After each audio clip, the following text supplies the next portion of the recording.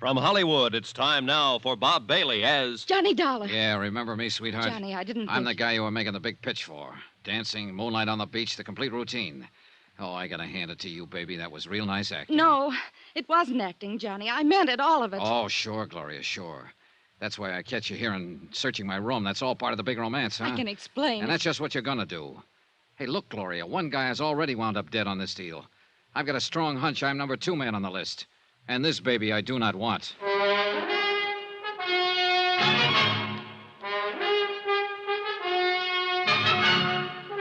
Tonight and every weekday night, Bob Bailey in the transcribed adventures of the man with the action-packed expense account, America's fabulous freelance insurance investigator. Yours truly, Johnny Dollar.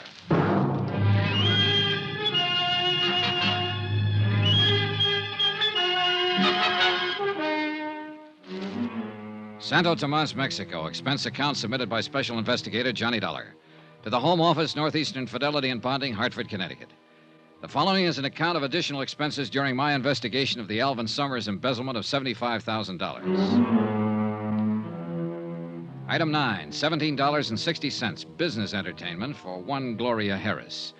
Believe it or not, I wasn't going to put that item on the account because I figured it might just possibly be a private romance.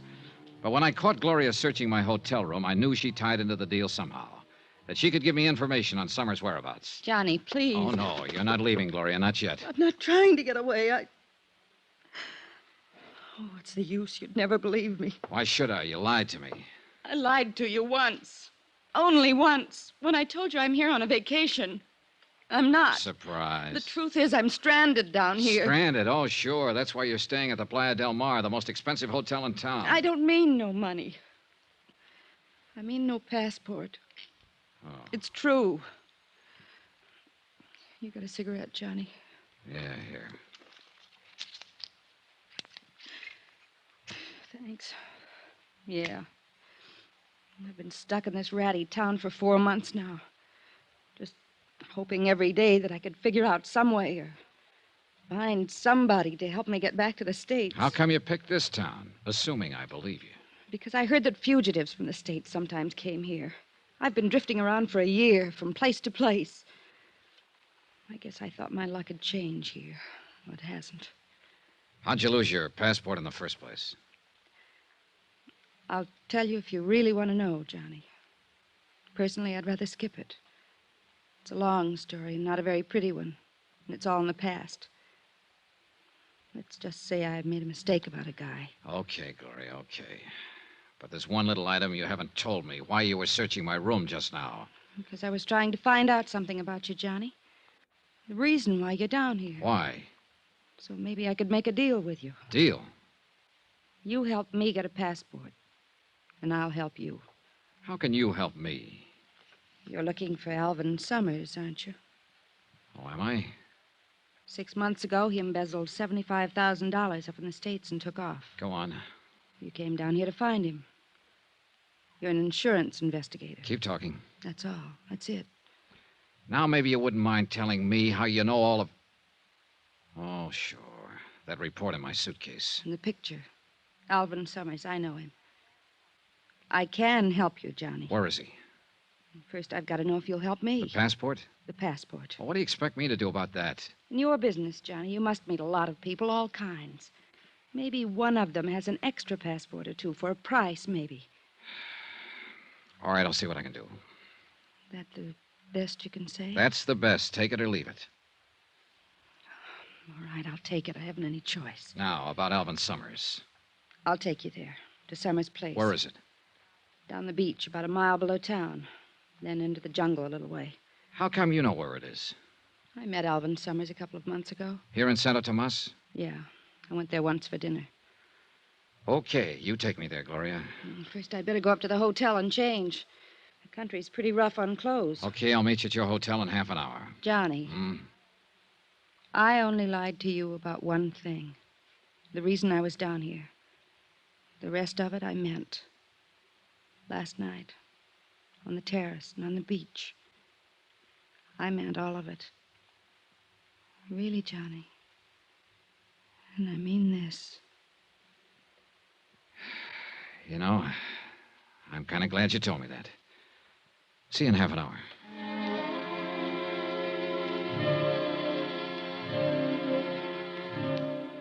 I stayed there a while after she left, going over the case in my mind. Maybe she was telling me the truth. But whether she was or not, I had to follow up any lead I could find, because I was getting nowhere the way things were. Half an hour later, as I was starting out of my room to go pick her up, my phone rang. It was a long-distance call from the States. Fred Wilkins at Northeastern Fidelity, Johnny. Hi, Fred. Well, how's the fishing down there? Fishing? As a matter of fact, it hasn't been so good so far, Fred. That's too bad, but I'll bet the swimming is all right, huh? Whoa there, what's eating you? I didn't send you down there for a vacation. Well, you got a great sense of humor. You should see this place vacation. Then what have you been doing down there? Well, what do you think I've been doing? I've been looking for whoever it was that telephoned you and said he had information on Alvin Summers. You couldn't have been looking very hard. He called me again this morning. He what? That's right. He wondered if I'd sent anyone down there yet. Hey, look, Fred, this guy is not easy to find, believe me. And I think I know why. Obviously, somebody doesn't want him to talk, and that somebody could be Alvin Summers, about one jump behind him. Summers, you think he's around there? Could be. I'm leaving right now to find out. I've got a lead on where he lives. There's somebody at the door. I'll call you when I get anything. Do that.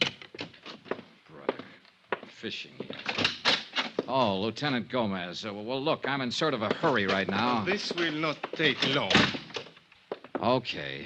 What is it, Lieutenant? Early this morning, one of my men found Senor Krause in the alley. How is he feeling? He had been badly beaten. He would not tell us anything, but it was fairly obvious who had done this to him. So? So, the last time we talked, Senor Dollar, I warned you not to attempt to take the law into your own hands. Now, listen, Gomez, if you think I want to take a pistol whipping like he gave me and not do anything about it, Do you gotta... not misunderstand. I care nothing about Krause personally or what happens to him. I'm thinking about something more important. For instance? You are looking for Alvin Summers, a man who quite obviously does not want to be found. So? So, when you find him, it is quite possible that there will be trouble. Granted. But let's face a few facts, Lieutenant. You and your boys can't help me. You're in charge of the Santa Tomas police force, all 2 men. And I imagine you've got a few other things on your mind besides an embezzler from the States and an insurance investigator. That may So well that be means true. I've got to do it on my own. Very well, Senor Dollar. This morning I attended the funeral of Benito Enscanza, who was killed because he had information about Alvin Summers. If you find Summers and take the law into your own hands again, I fear I may have to attend another funeral. Yours. That's what I liked about Gomez. He was the cheerful type. Well, I picked up Gloria at her hotel and we headed for Summers' place. We walked down the beach about a mile below town. The beach kept narrowing as the jungle crowded closer and closer to the water. This place is in from the beach a ways. There's a little path pretty soon that leads in. You could walk right by it and never see it. Here it is. And that's just what we'll do. Hmm? Walk right by it. I don't want to lead anyone else here. There's nobody else on the beach. I'm not talking about the beach. That's a regular jungle in there. 20 people could be watching us, so we'd never see them. Oh, I guess so. Okay. Now we'll go in here, then work our way back to the path. Brother, this is pretty thick in here. Yeah. Oh, when you're walking through thick brush like this, you always feel like somebody's watching you. Imagination gets pretty strong sometimes. I think it's a little more than imagination. What do you mean? Stop a minute. Listen. I don't hear anything. Shh. Johnny. Yeah, somebody's tailing us again. Look, keep moving straight ahead. I'm going to circle and see if I can intercept him. All right, but be careful. Gloria moved on, and I started circling to the right. Every few seconds, I'd stop and listen. Yeah, he was still there. I pegged the direction of the sound and started edging toward it slowly. Then my foot caught on a bar. I scrambled to my feet and kept going in the same direction. There was a small clearing ahead. I reached it, stopped, and listened. Nothing. Whoever I was chasing seemed to know the country better than I did. He'd disappeared. I caught up with Gloria a couple of 100 yards farther along the trail. Any luck, Johnny? No. Whoever it is pretty good at keeping out of sight. Are you sure it was a person? Might have been some kind of animal. Yeah, maybe. You can see a corner of Alvin Summers' hut from here. Past that big tree. Yeah, come on. And stay behind me. All right. If there's any trouble, You think there will be? look, A guy who's this careful about hiding doesn't usually welcome visitors. Quiet now. No sign of life. Keep back against the wall. I'm going to open the door.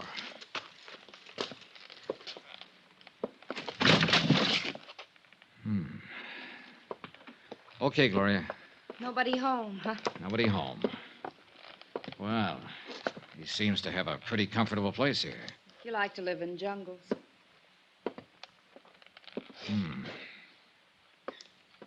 Yeah. What? Looks like he hasn't been around for several days. Oh?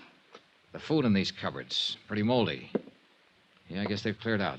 They? Uh-huh. He and whoever was here with him. What makes you think someone was? For one thing, 2 sets of dirty dishes over there. Maybe he just wasn't neat. He'd have to have been awfully neat to use 2 toothbrushes and 2 kinds of toothpaste, and 2 people have been eating at this table. See the crumbs? Maybe there's something around here that could give you a clue to where he might be now. Maybe. If he's still alive. What do you mean? You think he isn't? Oh, I don't know. But if somebody else was living here, too, it could mean he had a partner in this deal. And it's a funny thing about that kind of playmates. Sooner or later, they start quarreling about who's going to hold the marbles. $75,000 worth in this case. Johnny, if he is dead, that leaves you nowhere. Maybe not. Hey, listen. What? Yeah. Sounds like our shadow is somewhere outside. Keep talking, Gloria. Normal tone. I'm going out the back way and see if I can spot him. Why don't you look around the hut, Johnny? Gloria kept up a line of patter while I slipped out the back door and into the brush. I listened. Do you want me to do anything? Nothing but the sound of Gloria's voice. Johnny? He had to be somewhere near. But where? I worked my way around to the front of the cabin, still under cover. No sign. I kept on around the other side. Then, as I started to climb over a fallen tree trunk, I saw a shadow out of the corner of my eye. Hold it. Don't turn around. The voice was behind me. I could see the rest of the shadow now, a hand with a gun. And I knew it was zeroed in on my backbone. I said hold it. I'm holding. Drop your gun. Kick it backwards, quick. Hey, look, whoever you are... Don't turn around. Okay. And don't try to move. Mind telling me... Keep your eyes straight ahead. Any move at all, it'll be your last.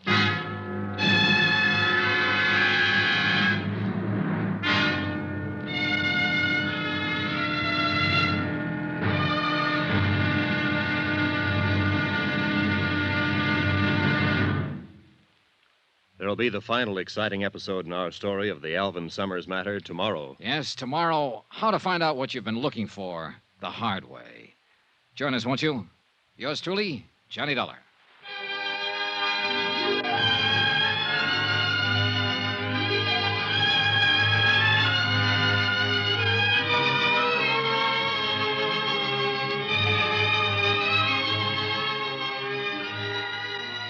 Yours truly, Johnny Dollar, starring Bob Bailey, is transcribed in Hollywood. Written by Robert Reif, it is produced and directed by Jack Johnstone.